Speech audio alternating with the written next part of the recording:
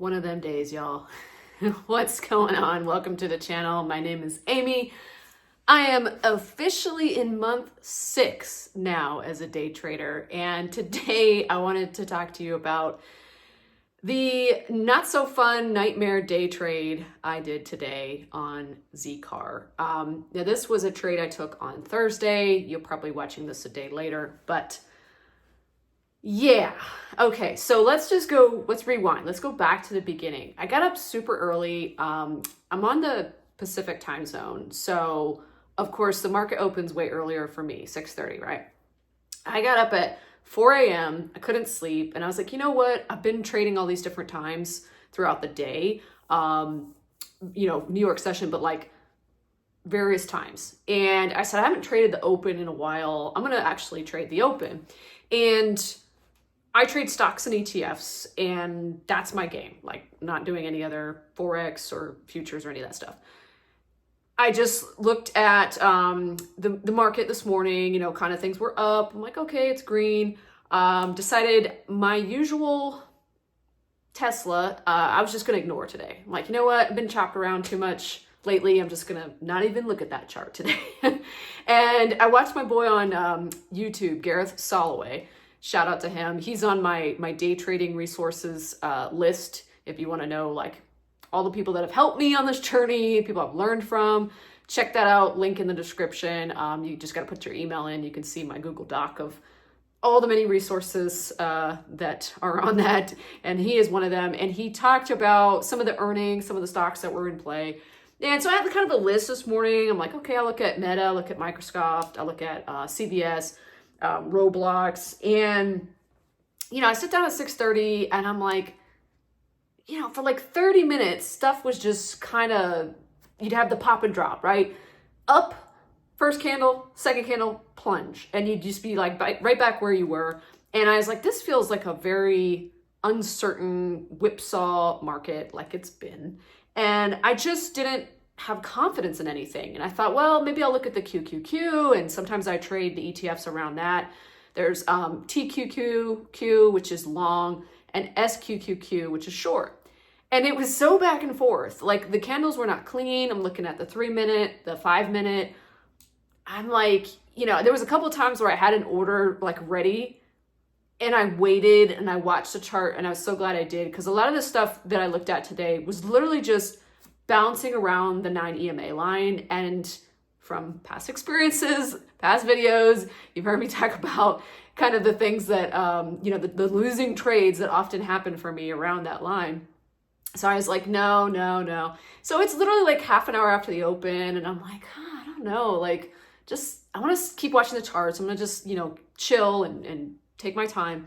So I pulled up the scanner channel. I think it's called Zendoo, Zendoo. Shout out to them for providing that, because it's really awesome. Go in there and their screen shows all different stocks in play. And I was looking for something that was priced above $10. Just kind of my preferred thing. Like usually, to me, it feels a little bit safer than something that's close to like $2 or $3. So I decided on Zoomcar, and ticker symbol ZCAR. It was just taking off as I'm pulling it up on my charts, and I'm like, ooh, like it totally looked like a Ross Cameron stock. Like I'll go back and watch his video for today and see if that he happened to mention that he traded that, because I'm really curious. So let me show you guys. It's just, I don't like the way my screen records this, so I'm just gonna like pull you over here and show you. It's not the easiest in the world, but so Zcar, right? I can show you on both of these charts actually. So I'm getting in, it's 7, I don't know, I think it's about 7:15 my time. So this would be like 10:15 Eastern. And I'm literally, seeing this thing take off, right? These big green candles here. And I get in, trying to get my order in, and at some point, because the market was just moving so freaking fast on this stock, like, I guess I had 2 orders go, send out. And one was at, what was it? 1616 and 1634. Like these 2 orders were kind of like, maybe, I don't know, 10 seconds apart, and I have stops in them for 15 cents and 25 cents. So here's where things went wrong. The first order, when I hit the submit button on Thinkorswim, it says rejected. And I was like, rejected? Because sometimes I've seen that happen if you try to sell something that you don't own, right? Like you're trying to short it and you don't have a margin account, you can't do that. So I was like, what? Like, why did it reject my order? And then the other one, like I'm thinking I'm not in the market at that point. I'm like, oh, it didn't go through. Then next thing you know, I see like my P&L moving and I'm like, wait, what? And I see I'm in like profit and then something else goes off and I'm like, wait. And I think I don't know if I got stopped out on one of them or the stop was completely rejected for both. What ended up happening is I'm looking at the whatchamacallit, there's like buttons on Thinkorswim. And I have a cancel button, I have a like sell market button, buy market. The cancel button is my go-to, like just to clear the queue, like let me remove stops, let me remove take profit orders, whatever. And I'm like trying to click the cancel button, it's grayed out. And I'm like, what? Like, what's going on here? I'm in the trade, but I can't cancel anything. And my mind is just like trying to understand what's happening in the moment. I didn't know what had happened or what was going on. I just knew I was in this trade and I'm like seeing now my P&L, I was up like $5 and I'm like seeing it go the other way. Now suddenly I'm like down $10, $13. And I'm like, where are my stops? So then I realized that the rejected order at the very beginning had said something about entry price or something like that.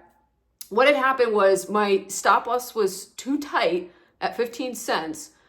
So it rejected the stop loss order because as the order's going through to buy, it's already at the stop loss. But what ends up happening, instead of Thinkorswim like totally canceling because these orders are bracket orders, right? They're going in together. Instead of it canceling it, it submits the fill order. So I'm still in the trade, but I have no stop. And then the same thing, I guess, happened or something kicked me out for the second half of shares. I bought 12 and then I bought 12 more shares. So I'm in it for like 24 and then something kicks me out. I don't know if it was a stop. It was just, everything was happening so fast. And I'm just like, oh my gosh. Like, it's kind of like in this mode of like, I don't know what to do right now. And I'm looking at the chart and let's go back to the chart here real quick. Let me show you on the big one here. Okay, so where's my chart? Hang on, sorry guys. Yeah, okay, so there's this big move, right? I am getting in on this freaking long freaking tail, because it was moving so fast, it got me in at like a terrible fill price, right? And next, you see like the red candles, right? Like these are coming down. And that's where I realized, oh shoot, like I'm going like way past my normal, I think my normal thing would be about $4.80 risk with the 15 cent and the 25 cent stop. And I was like, okay, let's just wait a moment, and I'll show you guys on this chart too, might be easier. Like literally I'm in the, where's the flush, right there, hang on. Gotta check my price here. No, not that one. It was the top tail there. Okay, so this is a 5-minute chart. So I'm in it like this little topping tail right here. And then it starts to come down, down to the EMA. And I was waiting and I'm like, okay, let's just wait. Let's see what the reaction is off the 9 EMA. And if it's gonna, bounce back up, I'll stay in the trade. Like I'll just, see what happens, right? And then the stupid thing is like it goes below it and you can see here there's like a wick, right? So it comes way down below it in the price action and I was like, okay, like I'm just gonna get out now. And it was down like $32 and I'm like, this is way above what my max is supposed to be on this trade. And so I kick myself out, finally figure out, I can just hit sell at market because I don't have any pending orders, right? So then I come back later to see like what my settings were in Thinkorswim, just still trying to process what had happened. And this sucker freaking look at this move, made it all the way up to freaking like $17.50. Even my high price was like $16.34. I was trying to just get like a 10 cent move or something just to kind of like, grab and go. But had I just stayed in the freaking trade, I could have wrote it out using like what I've learned from Ross and stuff like that. But because of the whole like confusion about what had happened in the trade and why, you know, I'm in, but it said rejected, and where are my stops? And I'm like, even in the moment, I'm like, I don't even know if I can put a stop in after the fact. And like, my mind just isn't thinking clearly, obviously. And of course you can, but I have only ever done that on Schwab's desktop, like after the fact order. And I wasn't quite exactly sure, like if I just went into sell 12 or whatever, like is it actually gonna link it? Like, again, my mind was just, didn't know what was going on, total confusion. And so, you know, kind of disappointing because what it did was I had started a new 20 trade series where I was buying 12 shares for each trade. I'd buy, 24. I'd buy 12 with a certain stop, and then I'd buy 12 more with a different stop. And this is kind of just for like testing purposes. I know that as I become a more experienced and better trader, it's going to make a lot more sense to buy at technical levels and, you know, put your stops at certain levels and your take profits at certain levels based on the chart. I get that. Right now, I'm just trying to execute without overthinking. So that's why I set these like very specific parameters, because people will say like, well, if you trade different stocks, you know, why are you always having the same stop or whatever? It's just to help me be more mechanical. So I learned this from Mark Douglas. I put a link in my day trading resources. Again, that's down below in the description, where there was this video I watched, and he explains the 20 trades and how, like, you know, you should just look at everything as a series of trades versus your last, you know, couple of duds or whatever, and look at it over 20, because that's a good metric, right? But he's like, keep the parameters the same. You know, you're trading certain things, or you're always buying a certain number of shares, you always have a certain stop, whatever. Like, you keep the parameters the same, because that way you don't have too many variables that could, you know, mess up your experiment. So anyways, so in my notes, I'm like, I put like, felt like it was like trading naked without having to stop, because ever since I started to focus solely on day trading back in December, the month before that I was doing day and swing trading. But when I started doing just day trading, teaching myself the proper way, I was like, okay, we're always going to use a stop. You know, it's just how we're going to do it. And it felt very odd. So yeah, so like, and you'll see, like, I got in those $16 amounts, right?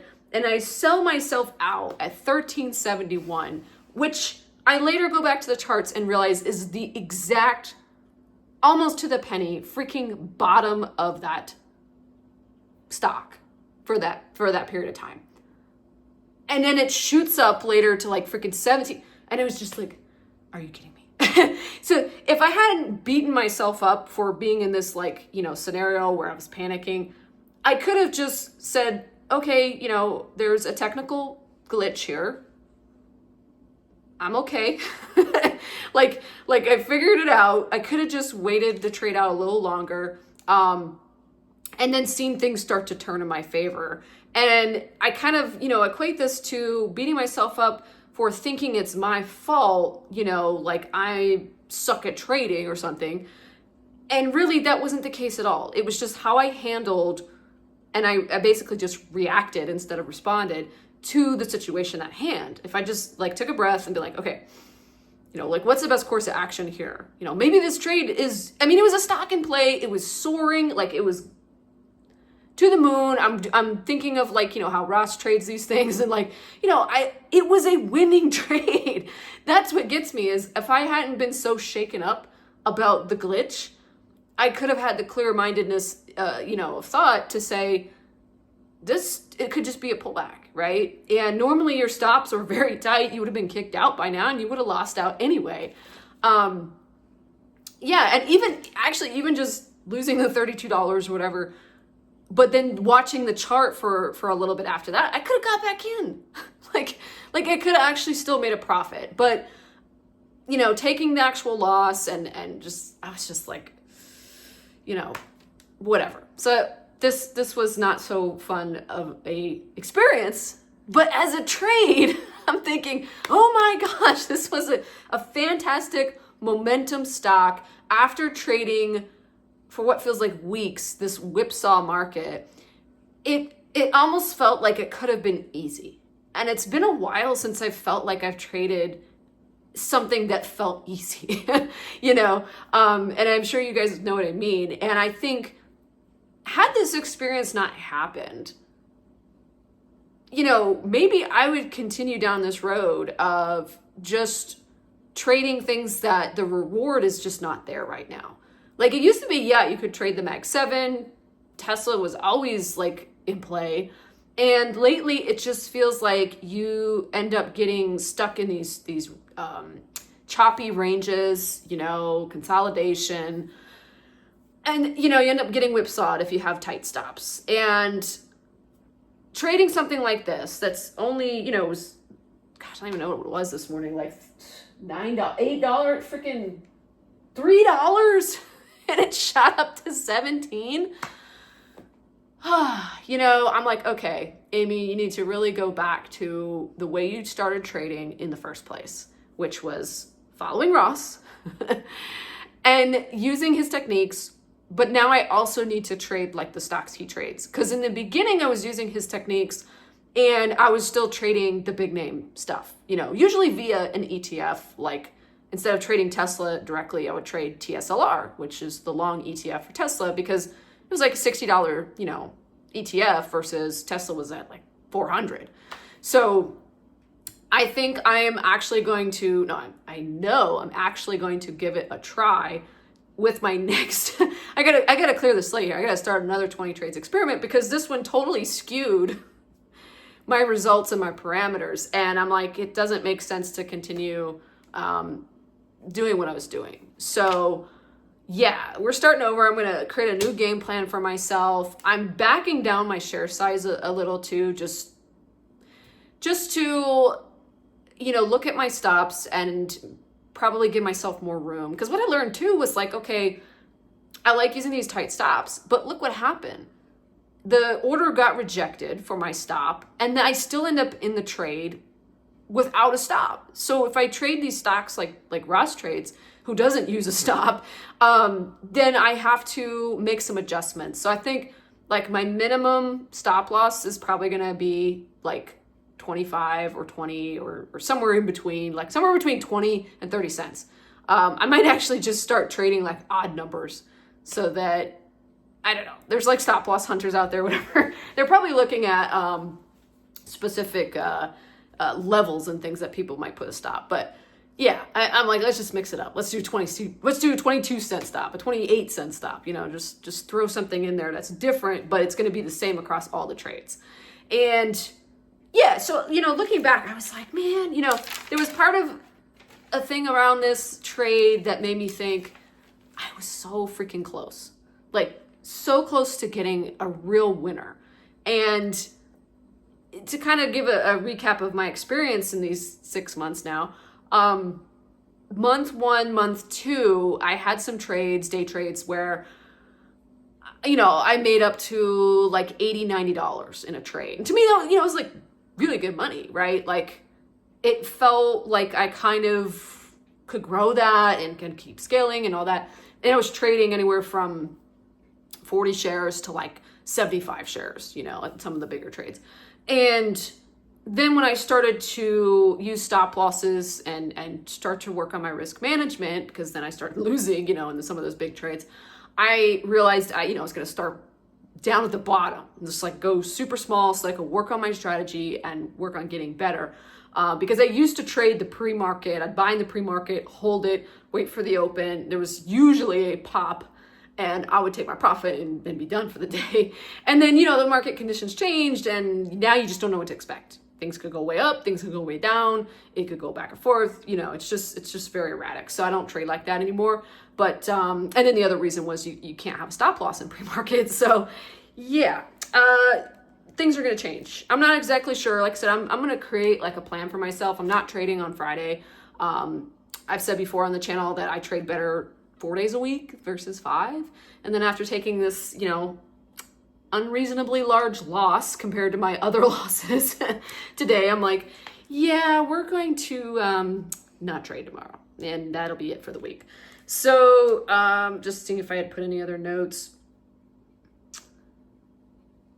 Yeah, the other thing was the take profit. So previously, my other 20 trade series, I had been doing a 3-way OCO order in Thinkorswim. So the buy order, a take profit order, like a sell, and the stop loss order.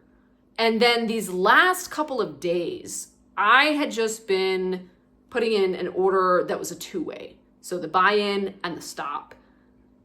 I almost thought too, like had I put the take profit in on this order, or excuse me, on this trade with Zcar, it might have actually gone in my favor and not rejected. I'm not sure because the market was just moving so fast and who knows where exactly I got in. But yeah, I was just like, well, maybe the second set of shares where I was in the trade, like for a little bit was green. Maybe I would have gotten something out of that. It might have been just a couple bucks, but better than the $30-some loss, right? So I think I'm going to go back to doing that, even though I realize it does kind of minimize my take profit, but I'm going to start shooting for a higher one. So before I was doing 1-to-1 risk and reward, just to keep it simple, just to kind of help myself get better at this strategy. But clearly to be surviving in this game, you got to go for, more than that. Even 1.5, 2, like I'm totally cool with that right now. I'm not like trying to worry so much about making the money, although that would be nice. Just trying to get better at being profitable, like that's the end result here is you can always scale from there, but I got to get to there. So that's one reason why I'm going down to 10 shares instead of doing the 24 like I was doing. And the other reason is so I can widen my stop, have a little bit more breathing room, and then get this strategy down where now I'm deciding like, okay, I've listened to multiple YouTubers. I've gotten lots of ideas. A lot of stuff has helped, but it's time to narrow in. It's time to concentrate and focus. And I just listening to an older video of Ross's today where he's like, I wish I would have known this in the beginning. And he talked about having like 18 different strategies.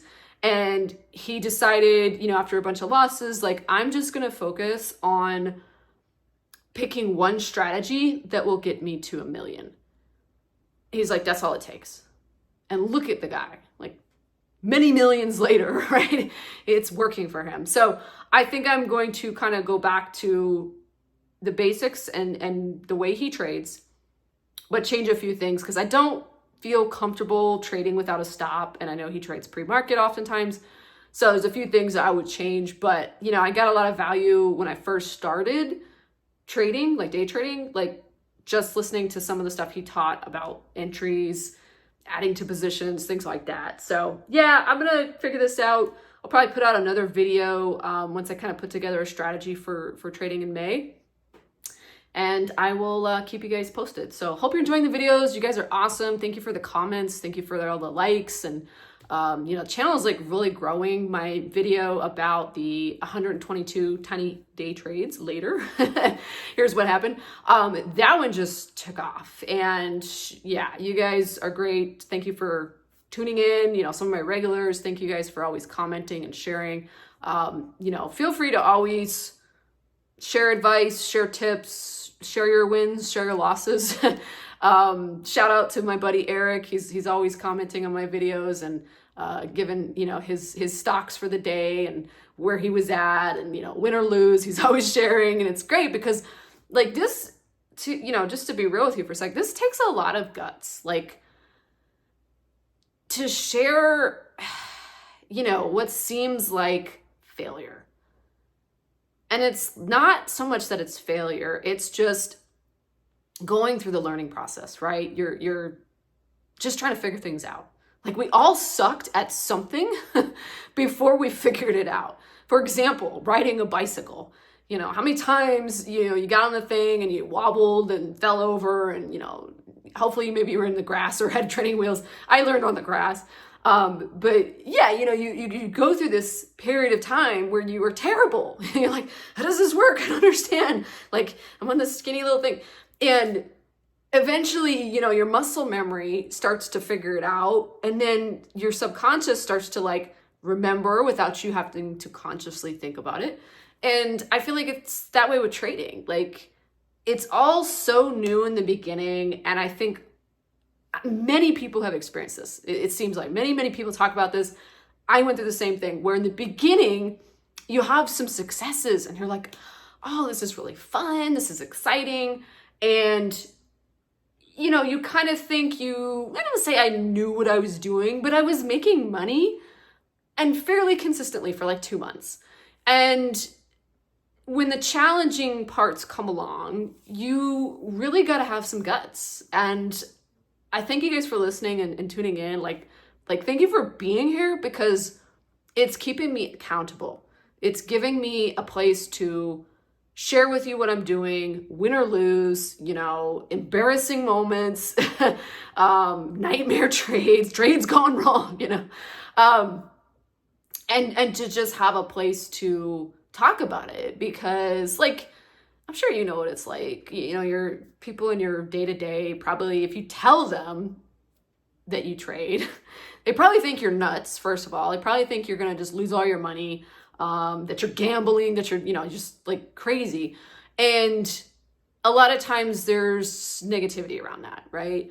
So it's nice to have a community here that you feel supported by, because there are other people out there. There's other crazy 10% of the population or whatever we are that's wild and crazy and loves the volatility and loves the action and the ups and the downs and the roller coaster ride of trading. And then you don't feel so weird and alone in this.